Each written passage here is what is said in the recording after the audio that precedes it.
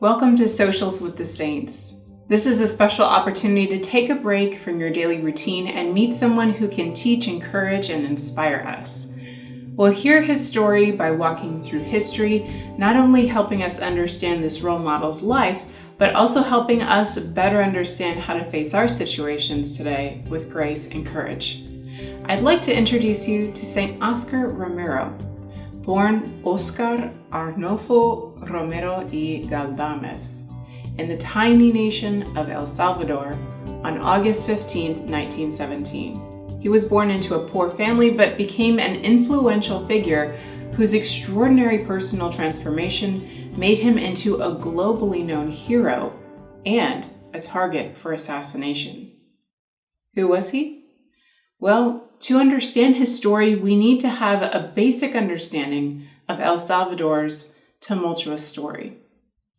The small island nation is one of the most violent countries in the Western Hemisphere, as well as one of the most unjust. Due largely to economic greed and a desire for control, the indigenous peoples were robbed of their land, which was distributed among a few wealthy Spanish families, commonly referred to even today as the 14 families. Oscar Romero was born into a large family. Like other Salvadorans, they had no electricity or running water, and the children slept on the floor. His parents, not having the means to school him past the age of 12, directed him to a carpentry apprenticeship. However, he was determined to become a Catholic priest. With help, he entered seminary at the age of 14 and was ordained at 25 years old in 1942. You know, when we often think of the saints, especially those who entered religious or clerical life early, we tend to think of them as already polished gems, but that's not the case. Father Oscar Romero gained a reputation as an academic and as an administrator, a stickler for details and devotions. This turned out to be the physical manifestation of his interior qualities. Suffering from a tremendous amount of fear and overwhelm, he experienced a nervous breakdown. He sought psychoanalysis, and in 1966 was formally diagnosed with obsessive-compulsive personality disorder, although evidence of OCPD behaviors had manifested earlier in his life. Now, OCPD, obsessive-compulsive personality disorder, is thought to be caused by a combination of genetics and early childhood experiences. It's often confused with OCD, or obsessive-compulsive disorder, but these are not the same. OCPD, what Romero had, is a personality disorder where the person has a severe need to control their environment. Stability is extremely important to them. They find it difficult to express their feelings and form close personal relationships, are perfectionists, and often experience anxiety and depression. As one can see when reading his spiritual notebook entries, Father Romero initially tried to control his OCPD through stringent strategies of religious practice and scrupulous attention to his thoughts, words, and actions. However, as any of us who suffer from obsessive or compulsive tendencies know, this attempt to control only worsened his condition. Now, let's go back to the larger stage. Amidst political turmoil in 1970, Romero was chosen as auxiliary bishop of San Salvador. Romero had many friends in the oligarchy and hierarchy. He was probably chosen as bishop because he wasn't the kind of person to rock the boat, so to speak. His influential connections, along with his untreated OCPD, made it difficult, if impossible, for him to accept hearing the criticism of the powers that be, who were in reality creating a system of injustice for ordinary Salvadorans. Romero actually accepted and furthered propaganda which labeled people who supported the work of social justice as Marxist, socialist, or communist. In addition to the political turmoil and the stress of his new position, Romero's OCPD caused him to feel especially threatened by the changes in the church that were initiated by the Second Vatican Council. Now imagine all of these stressors swirling around outside and inside of him. In November 1971, he spent 3 months on retreat in Mexico, hoping to regain his sense of stability and health. He wrote the following in his spiritual notebook. Quote, "Examine my principal defects, avoiding socializing with others and getting to know them. I worry about being criticized by others, perfectionism, disorganization in my work. I have few austerities, visits, desires, eating, rest. Little courage at our bishops' meetings, defending my opinions at those meetings. In my particular examen, I will focus more on relationships." Unquote.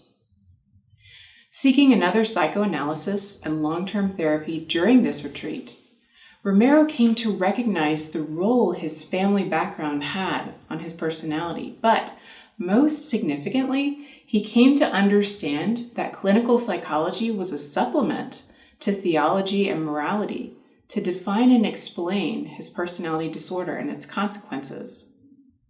He came to view his OCPD as an integral part of his experience of being human.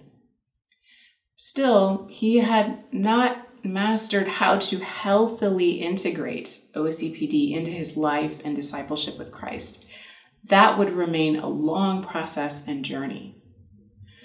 Now, he became increasingly frustrated by Salvadorans and other Catholics rocking the boat, working in social justice movements. He underwent many efforts to condemn those who practiced a type of theology which was growing in popularity at this time, called liberation theology.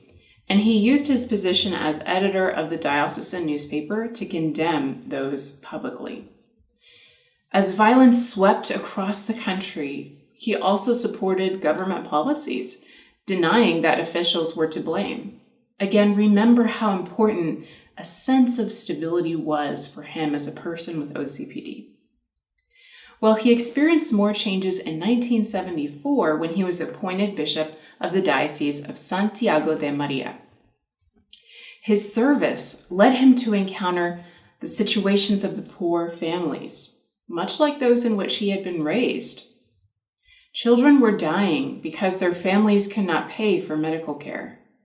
He began to use diocesan and even personal resources to pay for the needs of the poor. However, he realized that works of charity were not enough to remedy the situation. In June 1975, the Salvadoran National Guard massacred people in the tiny village called Tres Calles, meaning 3 streets. The following month, the military opened fire on unarmed students at Santa Ana University, killing 40 people. Now, at this time, Bishop Romero had been advocating to the Central and Latin American bishops that their greatest pastoral concern should be to strengthen the spiritual lives of their priests and people as an answer to social ills. And here is the critical moment in his life. As the violence continued to climb, he began a personal study of the documents of the bishop's recent conference, which had taken place at Medellin, as well as of Pope Paul VI's recent apostolic exhortation, a document called On Evangelization in the Modern World. Romero was surprised to find in his study that the Pope affirmed a kind of liberation theology, that Christ indeed came for the liberation of humanity, and said that evangelization included a concern for the material needs of peoples. Here is an excerpt from Paul VI. Quote, "When preaching liberation and associating herself with those who are working and suffering for it, the Church is certainly not willing to restrict her mission only to the religious field and dissociate herself from man's temporal problems." Unquote. While the Pope clarified that the spiritual dimension of liberation was the most essential and fundamental, Paul VI nonetheless underlined for Catholics the importance of the liberation of humanity in all its aspects. After undergoing this time of personal study, Bishop Romero acknowledged that he had not previously understood the Latin American bishop's conclusions at Medellin, which were in line with the Pope's teaching. And Romero willingly began to reassess his previous opinions while encountering the sufferings of the poor. He was ordained Archbishop of San Salvador, the country's capital, in 1977. Now, in the 3 years that Romero was Archbishop, more than 50 priests were threatened or attacked, physically or otherwise. 6 were murdered. Some were tortured, others expelled from the country. Catholic institutions and schools were working to support the poor and the marginalized, and in turn were intimidated, attacked, and bombed. Parishes were raided. Thousands of ordinary Catholics were tortured.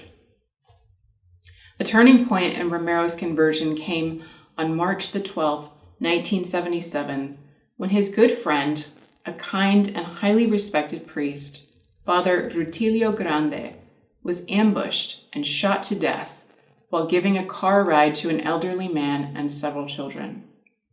The elderly man and a 16-year-old boy were also murdered. Archbishop Romero spent hours in grieved prayer with the corpses. In response, he wrote a resolute letter to the president demanding an investigation. That Sunday, the Archbishop declared that there would be only one Sunday Mass, and it would be at the cathedral. Now, as we come to the climax of our story, I'd like to point out that years prior, Romero had written an important reflection. Quote, "I've been thinking of how far a soul can ascend if it lets itself be possessed entirely by God." Unquote. It was here, after the death of his friend, Father Grande, that Romero had begun to discover the answer to his thought, his reflection. He realized the extent to which Father Grande had identified himself with Christ, by identifying himself with the poor and suffering people so much so that he had died with them. This epiphany compelled Archbishop Romero's swift and sincere efforts to preach the Church's teaching on authentic liberation of humanity, including a Sunday radio broadcast of his homilies. These homilies noted reports of the latest attacks and his ongoing urging to stop the violence at once. Unfortunately, only one other Salvadoran bishop was sympathetic to Romero's renewed stance of distancing the Church from friendly relations with the government. The opposing bishops even wrote letters to the Vatican accusing Romero of being unfit for his position. The more he spoke out against the ruling powers' corruption and violence, the more death threats Romero received, so many that he instructed his secretaries to stop passing them along to him. He said, quote, "I find it hard to accept a violent death, which in these circumstances is very possible. I will feel God very close when I offer him my last breath. More important than the moment of death is giving him all of life and living for him." Unquote. During his homily on March 23rd, 1980, he emotionally addressed those responsible for the violence in his country, saying, "In the name of God, and in the name of this suffering people, whose cries rise to heaven more loudly each day, I beg you, I implore you, I order you, stop the repression." The following day, while consecrating the Eucharist during Mass, Archbishop Oscar Romero was shot and killed. His assassination was not caused by motives that were simply political, but by hatred for a faith that, imbued with charity, would not be silent in the face of the injustices that relentlessly and cruelly slaughtered the poor and their defenders. Those are the words of Archbishop Vincenzo Paglia, who was the chief promoter of Romero's cause for canonization as a saint. Romero was declared a saint by Pope Francis on October 14, 2018. Archbishop Romero's words and actions, particularly after his profound personal conversion, are really a treasure trove. His amazing witness has encouraged and challenged me to become a better disciple of Christ as I am with my own personality and struggles, and to live more fully alive as God wants me and you to live, liberated in Christ. So I invite you to continue this social with the saints by listening to the audio discussion about how St. Oscar Romero can help us in our daily lives, as well as download the pamphlet and cards with his quotations on our website, pilgrimcenterofhope.org. Thank you for joining me to meet St. Oscar Romero. I hope he continues to inspire and encourage you. Know that in your journey, you are never alone in the communion of saints.